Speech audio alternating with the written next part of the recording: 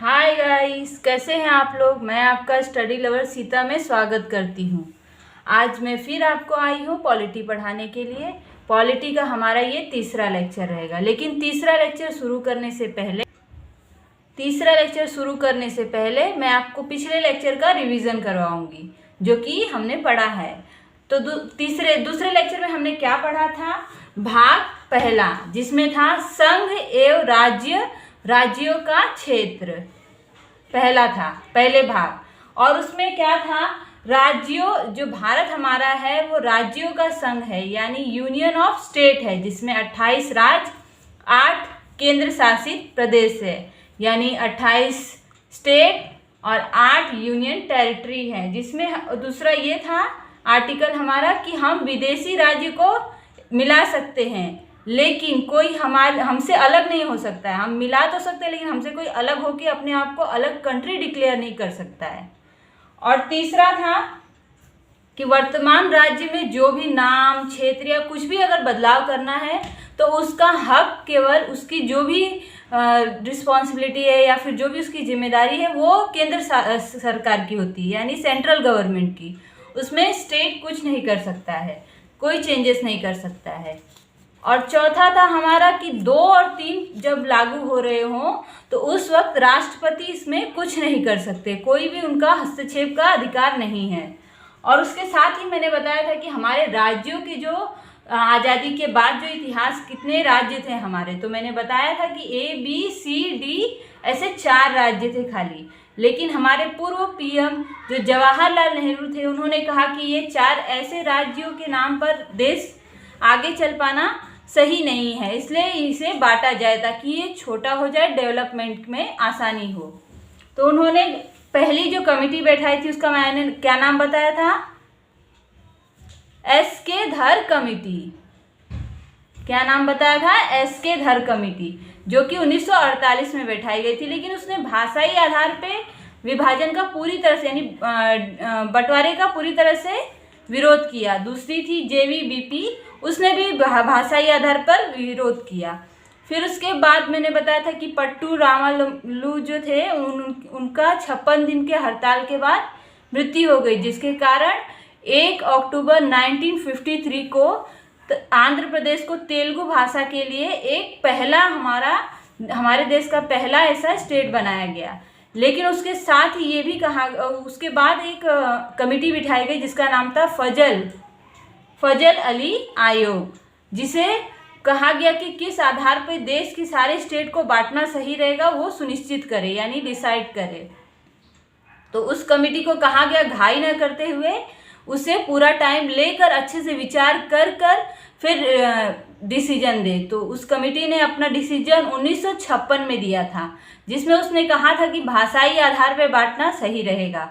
लेकिन उसके साथ ही उसने कहा था कि ऐसा भाषाई आधार पर बांटने का मतलब ये नहीं होता है कि अगर आपको जिस स्टेट में रहना उस स्टेट की भाषा आएगी तभी आप उस स्टेट में रह सकते हैं, ऐसा कोई नियम। ये पूरी तरह से स्ट्रिक्टली कहा गया कि आप जहाँ भी चाहें, जो भी जहाँ से जाना चाहे रह सकता है, उसको उस भाषा को बोलना जरूरी नहीं रहेगा। पूरी कंट्री में कहीं भी कोई रह सकता है। और इस बात को जो उन्होंने भाषाई आधार पर बांटा था, उस वक्त उन्होंने 14 राज्य और 7 केंद्र शासित प्रदेश बनाए थे, जिसे हमने संविधान के 7वें संशोधन में शामिल कर लिया था। इसके साथ ही उस जो हमारा मैंने बताया कि भाषाई आधार पर बांटा गया, उसके हिसाब से हम किसी भी राज्य में कहीं भी जाकर काम कर सकते हैं, रह सकते हैं, प्रॉपर्टी ले सकते हैं, ऐसा अधिकार दिया गया, बिना उस राज्य की भाषा आते हुए भी। तो अब हम अगला पढ़ेंगे भाग 2, यानी पार्ट 2, जिसमें नागरिकता यानी सिटीजनशिप पढ़ाया गया है कि किसको हमारी कंट्री की सिटीजनशिप मिलेगी। भाग 2, इसमें है नागरिकता।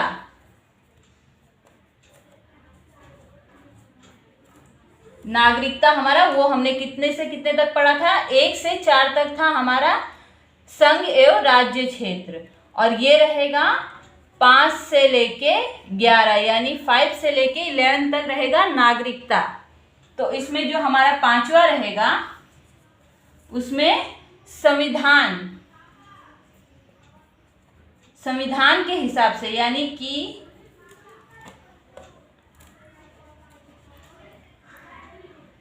हमारे कॉन्स्टिट्यूशन के हिसाब से, संविधान के हिसाब से जब बंटवारा हुआ 1947, जब हमारा संविधान बना 1947 में, आज़ादी के बाद 1947 में आज़ादी के बाद जो भी हमारे देश में लोग थे, वो उन्हें अपने आप ही नागरिकता मिल गई। पांचवें में ये दिया गया है कि जो हमारे देश के अंदर हैं, बंटवारे के बाद 1947 के पाकिस्तान और इंडिया का बंटवारा, उसके बाद जो हमारे देश के अंदर है उन्हें खुद अपने आप ही नागरिकता मिल गई। और छठे में लिखा गया है कि जो पाकिस्तान जो हमारा था, जब हमारा बंटवारा हुआ तो उस समय संविधान बनने से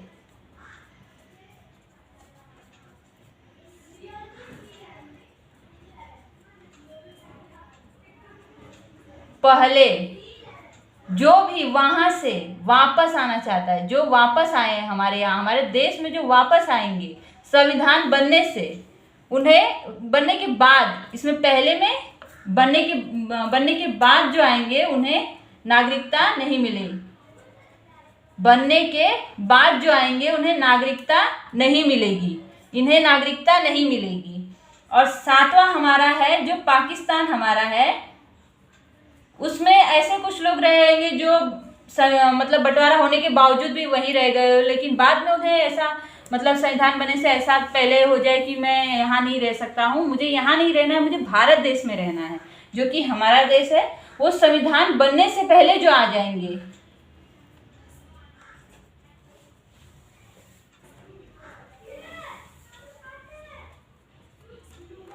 पहले जो आएंगे, जो पहले हमारे देश में आ जाएंगे, उन्हें नागरिकता मिलेगी, उन्हें नागरिकता मिलेगी।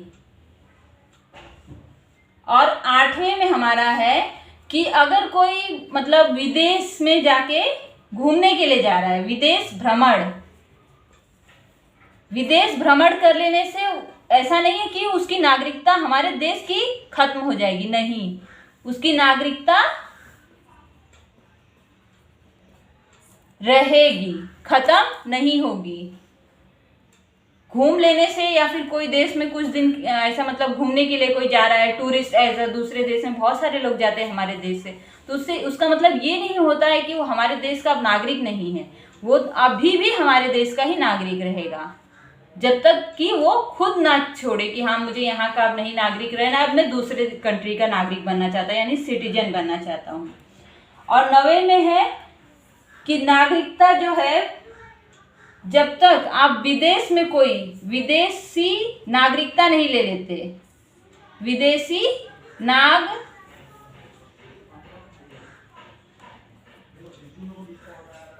जब तक आप विदेशी नागरिकता नहीं ले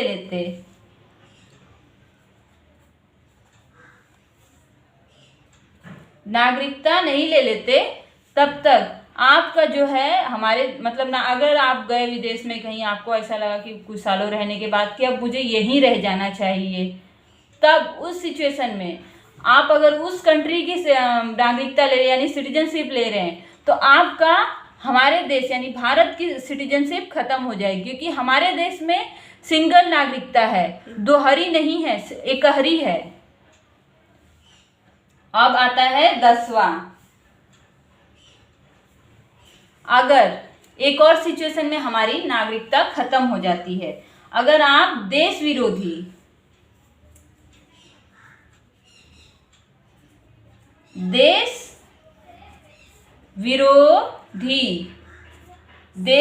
काम करे, या फिर ऐसे मेंटली डिस्टर्ब हो गए और कुछ उल्टे काम करे जिससे देश की बदनामी हो, मेंटली पागल हो गए हो ऐसे समझ लीजिए।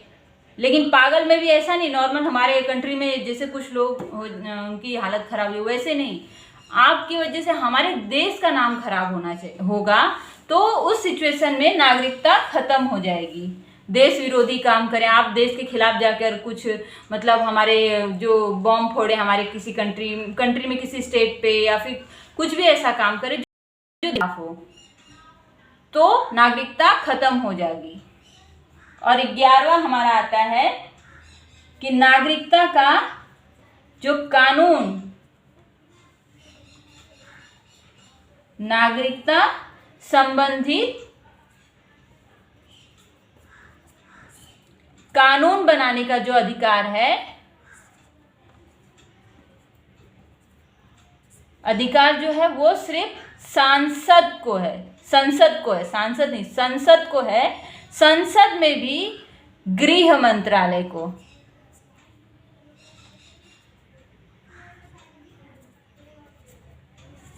संसद में भी गृह मंत्रालय को।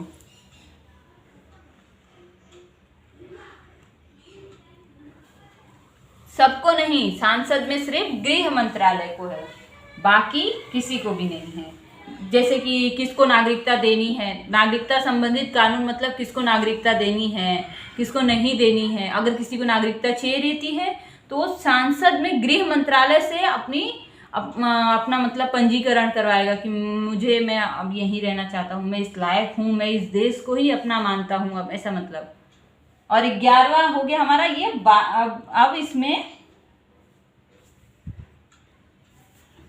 अब 11वें में जो नागरिकता संबंधित कानून है जो संसद बनाती है, संसद में गृह मंत्रालय, उसमें भी कुछ नियम है। 5 तरह से ही नागरिकता मिलती है, जो कोई बाहर से लेना मतलब बाहर से लेना चाहे, या किस किस सिचुएशन में आपको नागरिकता मिलती है। तो इसमें जो हमने ये नागरिकता का कानून लिया है, जो नागरिकता का कानून लिया है, ये हमने यूके से लिया है। किससे लिया है? यूके से लिया है। और इस कानून के हिसाब से आप भारत के किसी भी राज्य में, नागरिकता के कानून के हिसाब से भारत के किसी भी राज्य में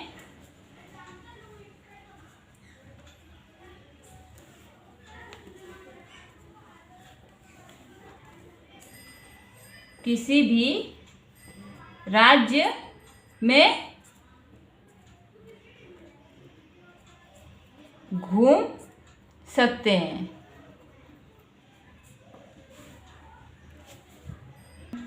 अब आप लोग इतना इसका नोट्स बना लीजिए, इतना, इसके बाद में आगे पढ़ाती हूँ। फिर 2 मिनट का मैं आप लोगों को टाइम दे रही हूँ कि आप लोग लिख लीजिए इसे। और अगर ऐसा हो रहा है कि 2 मिनट में आप नहीं लिख पा रहे तो वीडियो को पॉज करें और आराम से लिखें एकदम।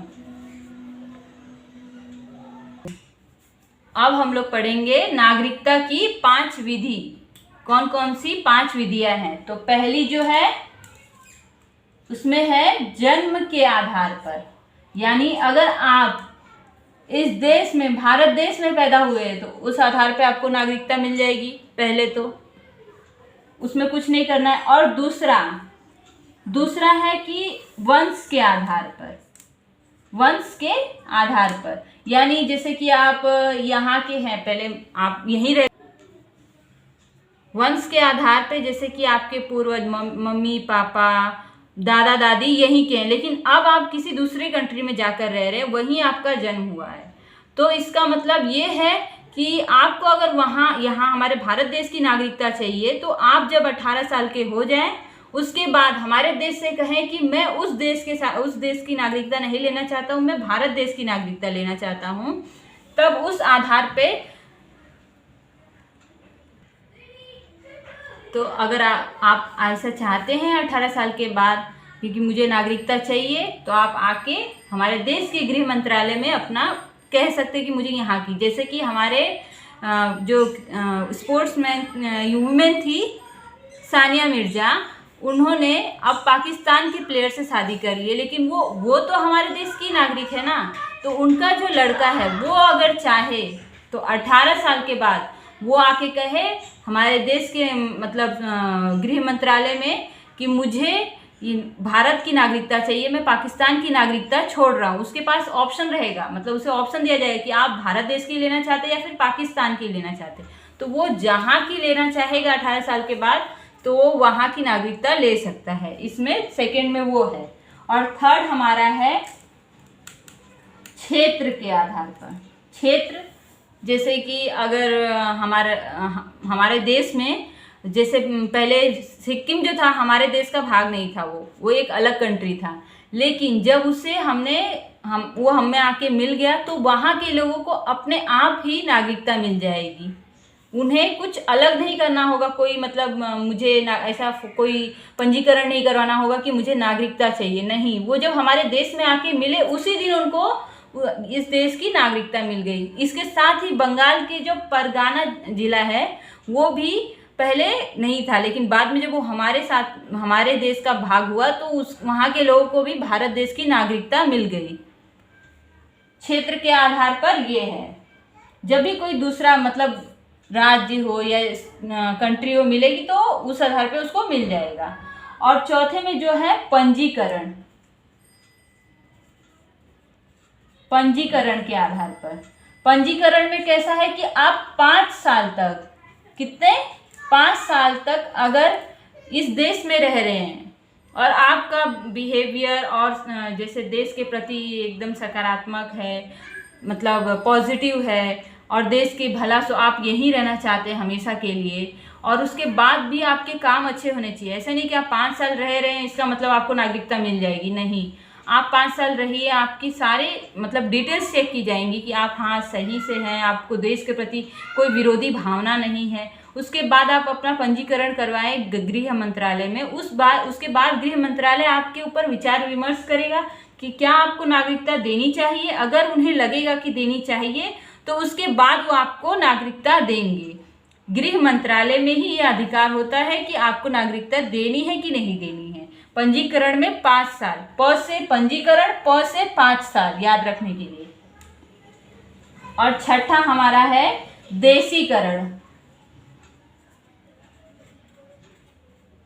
देशीकरण, इसका भी आसान, देशी, द से देशी, द से 10 साल, 10 साल। इसमें 10 साल तक आप भारत देश में रहने चाहिए। इसमें किसको दी जाती है नागरिकता, जैसे कि कोई वैज्ञानिक हो या फिर कोई अच्छा, जैसे हमारे कोई दूसरे देश से आया हो और बहुत अच्छा बिजनेसमैन हो, ऐसे ऐसे लोगों को 10 साल तक रहने के बाद देश के प्रति अपनी देशभक्ति उनकी दिखनी चाहिए और उसके साथ ही वो अच्छे अच्छे काम करने चाहिए, देश के लिए वो अच्छे विचार रहने चाहिए उनके। तो 10 साल तक जब वो रहेंगे उसके बाद उन्हें नागरिकता दी जाती है। ये इनके लिए भी वही गृह मंत्रालय में जाके उनको अपना पंजीकरण करवाना पड़ेगा, देशीकरण करवाना पड़ेगा उसके बाद ही। और इसके साथ ही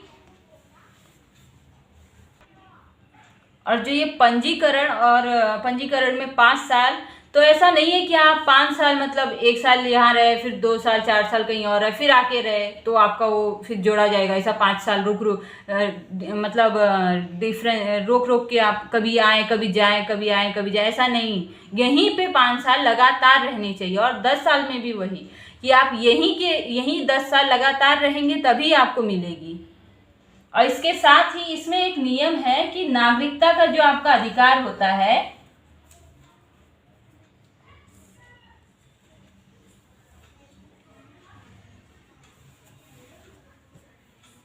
अठारह वर्ष के बाद पूरी तरह से मिलता है। ऐसा नहीं बोलते एकदम नहीं मिल सकता, जो पूरी तरह से मिलता है वो 18 साल के बाद ही मिलता है। उसके पहले अब आप इतने छोटे रहते हैं, वो तो माँ बाप ही जहाँ के हैं वहीं के, आप उसके बाद ही आप अपना डिसाइड कर सकते हैं कि मुझे कहाँ रहना है। अगर आपके माँ बाप दो कंट्री से हैं तो उसके पहले तो जहाँ माँ बाप रहेंगे वहीं आप रहेंगे, क्योंकि तब तक आप बालिग नहीं रहते हैं। और उसके बाद हमारा आता है एक और है ओवरसीज नागरिकता। ये 2005 में जो है लक्ष्मी मल सिंघवी एक कमिटी बैठी थी,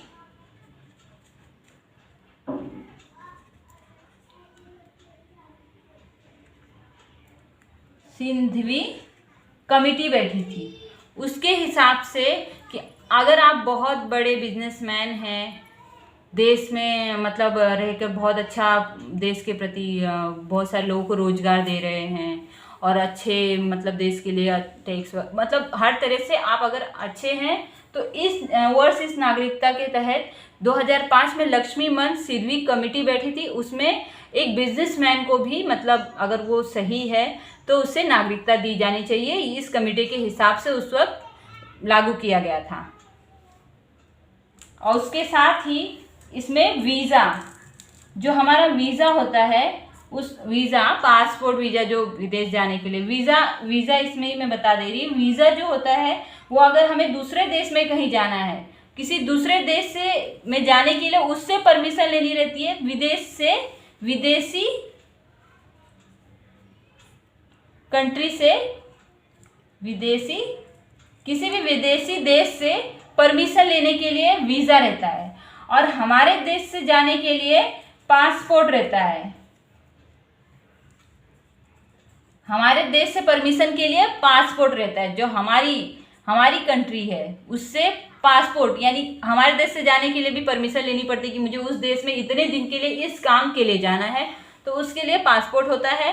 पासपोर्ट हमारे देश देते हैं, और जो वीज़ा रहता है वो जिस देश में जाना है उससे परमिशन लेने के लिए वीज़ा होता है।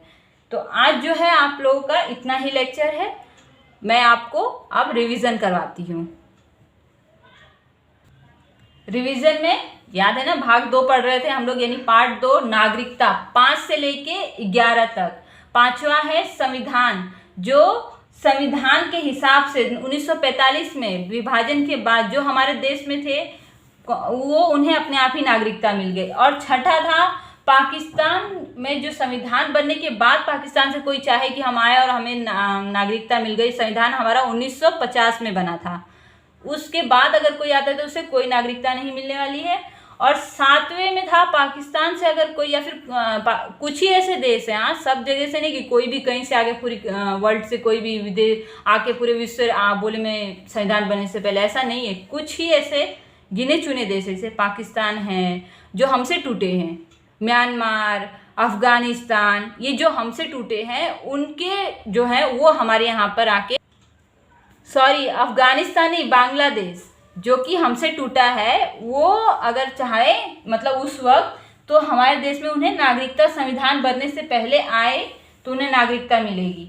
और 8वां था विदेश में कहीं अगर आप कहीं एज अ टूरिस्ट जा रहे हैं या फिर कुछ भी के लिए जा रहे हैं, पढ़ने के लिए, काम के लिए, तो आपकी नागरिकता नहीं खत्म होगी जब तक आप खुद ना छोड़े। 9वां था विदेशी नागरिकता, अगर आप कहीं किसी कंट्री में गए काम के लिए और वहीं पे रह गए हमेशा के लिए, तो आपकी नागरिकता जब वहाँ की लेंगे तो यहाँ की खत्म हो जाएगी, क्योंकि दोहरी नागरिकता हमारे यहाँ नहीं है। आपको सिर्फ एकहरी नागरिकता, जिसके तहत ही एकहरी नागरिकता होने की वजह से ही हमारे देश के किसी भी राज्य में आपको परमिशन लेने की जरूरत नहीं है घूमने के लिए।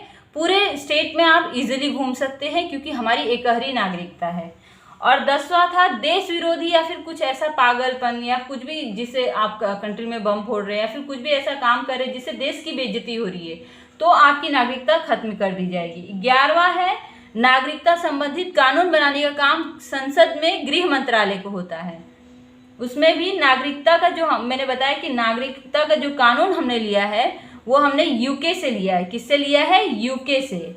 और भारत के किसी भी राज्य में घूमने की, इस कानून को लेने की वजह से भारत के किसी भी राज्य में घूमने की हमें स्वतंत्रता है।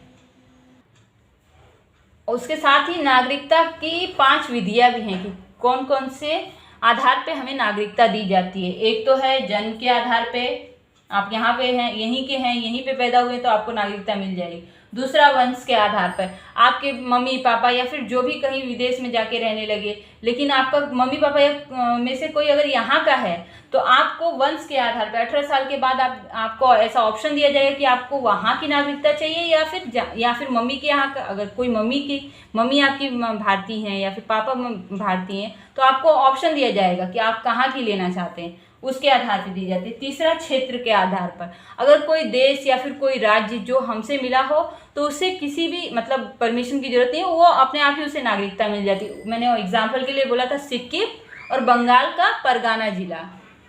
चौथा था पंजीकरण, 5 साल तक आप लगातार यहाँ पर हैं और आपके देश के प्रति अच्छे काम, सकारात्मक विचार हैं, आप देश विरोधी नहीं हो, उसके बाद आप गृह मंत्रालय में अपना पंजीकरण करवा सकते हो। उसके बाद गृह मंत्रालय के ऊपर है कि वो आपको क्या डिसीजन देता है। अगर वो उसे लगेगा कि मतलब आपको नागरिकता देनी चाहिए तो देगा, नहीं तो नहीं मिलेगी।